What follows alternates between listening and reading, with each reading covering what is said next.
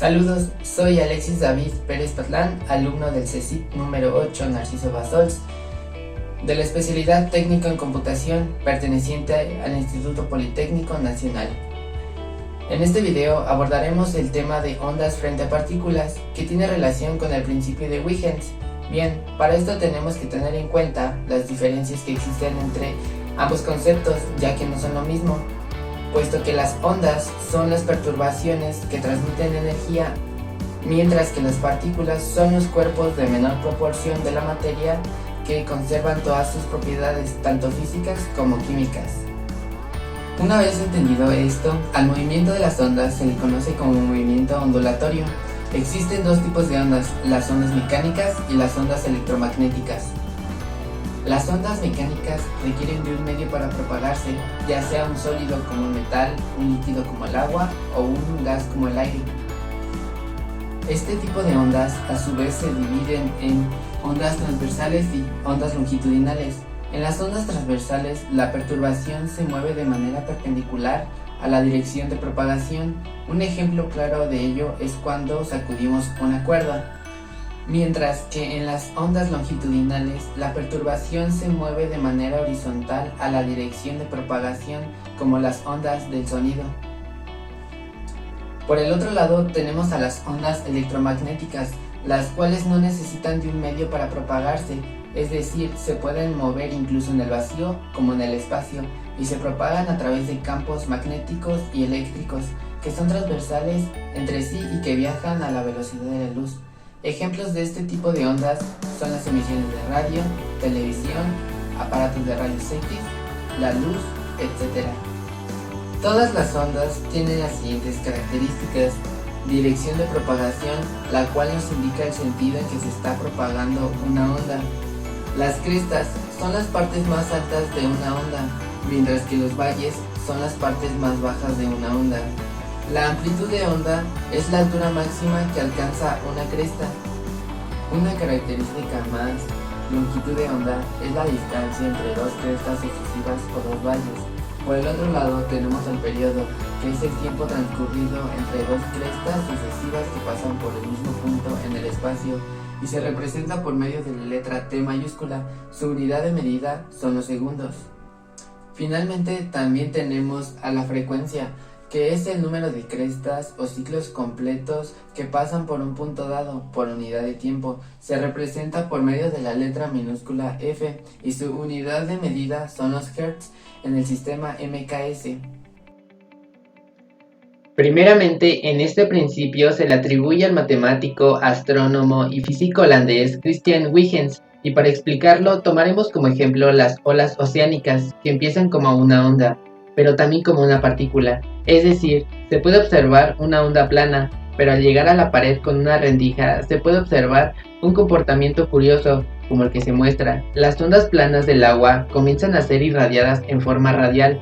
Básicamente el objetivo de este principio tiene que ver cómo se puede describir este fenómeno tan raro, puesto que hay situaciones en que se comporta como una partícula y otras situaciones en donde se comporta como una onda.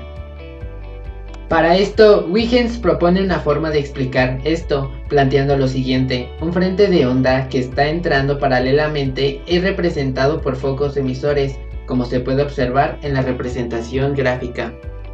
De cada foco emisor que se irradia radialmente, actúa como una fuente, obteniendo como producto de cada uno de ellos su propia onda, y la suma de todas las contribuciones de todas las fuentes formarán un nuevo frente de ondas, repitiéndose el ciclo. Puesto que ahora se está irradiando radialmente, se formará un frente de ondas redondo, lo que nos lleva a que las nuevas emisiones esféricas van generando un nuevo frente que nuevamente es esférico. Otra situación es cómo se comportan las olas oceánicas en una apertura que se puede ver como una rendija más ancha. El comportamiento es claramente en los bordes esféricos y en el centro una onda plana que continúa. Las ondas radiales generadas generan un nuevo frente de onda que tienen una parte central que se comporta como una onda plana, mientras que en los bordes se observa una componente que se emite radialmente. Ahora bien, los movimientos ondulatorios dan origen a distintos fenómenos, como la reflexión, refracción y difracción, que son los distintos comportamientos que todas las ondas experimentan sin importar su tipo o naturaleza. ¿Te has preguntado por qué al dejar entreabierta una puerta o una ventana el sonido proveniente desde el exterior se puede escuchar en cualquier lugar de la habitación? Esto sucede por una importante propiedad de las ondas, la difracción. Si un frente de ondas atraviesa dos aberturas, como se observa, se producirán dos focos emisores de ondas, las que en algunos puntos se sumarán y en otros se anularán, generándose un patrón denominado patrón de interferencia. Entonces, podemos decir que la difracción es cuando una onda se enfrenta a un objeto, tiene la capacidad de pasar por un intersticio o rodearlo para continuar su recorrido. Cuando una onda viajera, como la luz, el sonido o una onda sísmica, inciden en una superficie, una porción de ella se transmite, por ende pasa de un medio a otro, con densidad diferente, experimenta un cambio en su velocidad de propagación y por consiguiente en su dirección. Este fenómeno se le conoce como refracción. Entonces ahora realizaremos un problema de refracción, el cual nos dice: una onda sísmica P pasa a través de una frontera en roca, donde su velocidad aumenta de 1.8055 metros sobre segundo a 2.22 metros sobre segundo. Si golpea esta frontera a 30 grados, ¿cuál es el ángulo de refracción? Bien, para esto tenemos que tener en cuenta los datos que nos da el problema, los cuales son la velocidad 1, la velocidad 2. El ángulo 1 va a ser igual al ángulo de incidencia, que en este caso va a ser de 30 grados.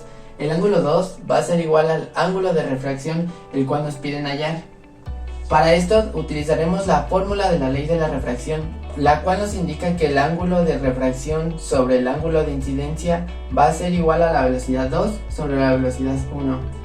Para entender mejor, esto está plasmado en el siguiente esquema. Podemos observar que el rayo no siguió la misma trayectoria debido a que se encuentra en otro medio distinto, cambiando su velocidad de propagación y por ende su sentido, dando origen al ángulo de refracción.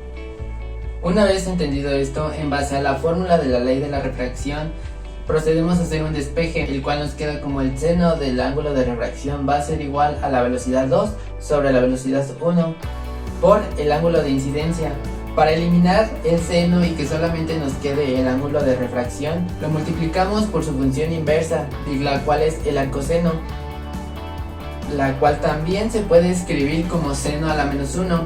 Entonces, recordando que en una igualdad lo que se le hace a un lado se le hace al otro también, entonces nos queda que el ángulo de refracción va a ser igual a seno a la menos 1 por la velocidad 2 sobre velocidad 1 por el ángulo de incidencia. Entonces el ángulo de refracción va a ser igual a 37.98 grados, que va a ser aproximadamente igual a 38 grados. También abordaremos un problema sobre la difracción, el cual nos dice: una antena satelital mide aproximadamente 0.5 metros de diámetro. De acuerdo con el manual de usuario, la antena tiene que apuntarse en la dirección del satélite, pero se permite el error de unos 2 grados en cualquier dirección, sin pérdida de recepción. Estime la longitud de onda de las ondas electromagnéticas, siendo la rapidez de 3 por 10 a la 8 metros sobre segundo recibidas por la antena. Primeramente tenemos los datos, que es el diámetro. La longitud de onda la vamos a representar con la letra griega lambda. Y la velocidad, que es igual a 3 por 10 a la 8 metros sobre segundo.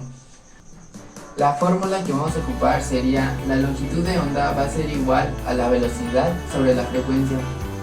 Para conocer la frecuencia tenemos que ocupar esta otra fórmula, la cual es: la velocidad es igual a 2 veces pi radianes, que equivale a 360 grados, por el área sobre el periodo.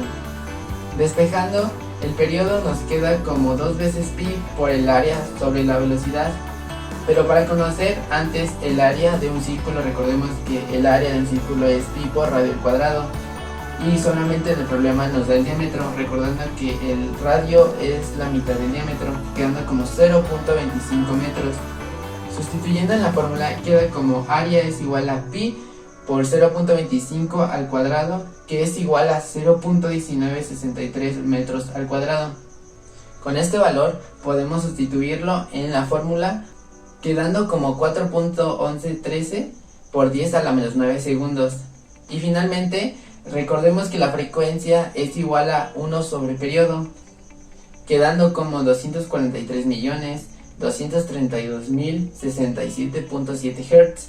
Finalmente este valor lo vamos a sustituir en la fórmula principal, dando un valor de 1.2333 metros, la cual va a ser la solución final de nuestro problema.